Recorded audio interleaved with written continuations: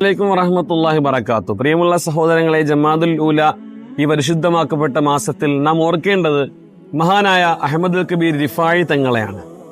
ഷെയ്ഖ് അഹ്മദുൽ കബീർ റിഫായി തങ്ങളെ പറ്റിയിട്ട് ഷെയ്ഖ് മക്കിയുൽ വാസത്തി റളിയല്ലാഹു അൻഹു പറയുന്ന ഒരു സംഭവമുണ്ട്. മഹാനായ ഷെയ്ഖ് റിഫായി തങ്ങളോടൊപ്പം ഒരു ദിവസം ഉറങ്ങാൻ ബഹുമാനപ്പെട്ടവർക്ക് സാധിച്ചു.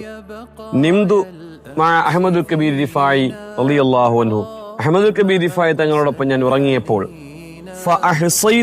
ഞാൻ എണ്ണി ലഹു 40 ഖസ്ലത മിൻ ഖിസാലിൽ മുസ്തഫ സല്ലല്ലാഹു അലൈഹി വസല്ലം, നബി സല്ലല്ലാഹു അലൈഹി വസല്ലമ തങ്ങളുടെ സുന്നത്തുകളെ, നബിതങ്ങൾ ഒളുവെടുത്തത്, നബിതങ്ങൾ വിരിപ്പിൽ വന്നിരുന്നത്, നബിതങ്ങൾ എങ്ങനെയാണോ കടന്നത്, ആ കിടക്കുമ്പോൾ റസൂലുള്ളാഹി ചൊല്ലിയ ദിക്റുകൾ, അങ്ങനെ തുടങ്ങി റസൂലുള്ളാഹി സല്ലല്ലാഹു അലൈഹി വസല്ലമ തങ്ങൾ ഒരു ദിവസം കാണിച്ചു തന്ന മാതൃകകൾ 40 എനിക്ക് എണ്ണാൻ കഴിഞ്ഞു എന്നാണ്.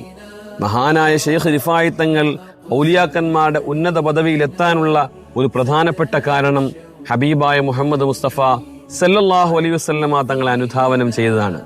നമ്മളും അതുപോലെ തന്നെ അള്ളാഹുവിന്റെ പ്രവാചകൻ എന്താണോ കാണിച്ചത് ആ മാർഗത്തിൽ ജീവിക്കാൻ ഞാനും നിങ്ങളും തയ്യാറാവണം. മഹാനായ ഷെയ്ഖ് റിഫായി തങ്ങളുടെ ബറക്കത്ത് കൊണ്ട് അള്ളാഹു നമ്മുടെ ആഖിബത്ത് നന്നാക്കി തരട്ടെ. അസ്സലാമു അലൈക്കും വറഹ്മത്തുള്ളാഹി വബറകാതുഹു.